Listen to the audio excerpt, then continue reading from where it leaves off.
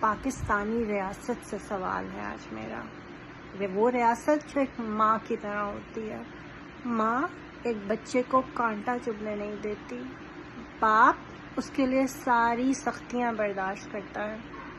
اس ریاست نے ایک باپ سے اس کی کل متاع چھینی ہے، ایک ماں سے اس کا جگر کا ٹکڑا چھینا ہے، اور وہ ماں ICU میں تڑپ رہی ہے۔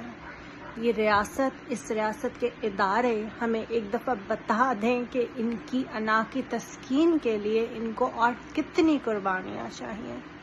پاکستان بنانے کے لیے ہمارے آباء و اجداد نے قربانیاں دی تھی، ہمارے بڑوں نے قربانیاں دی تھی، تو کیا پاکستان کو بچانے کے لیے ہم قربانی نہیں دیں گے؟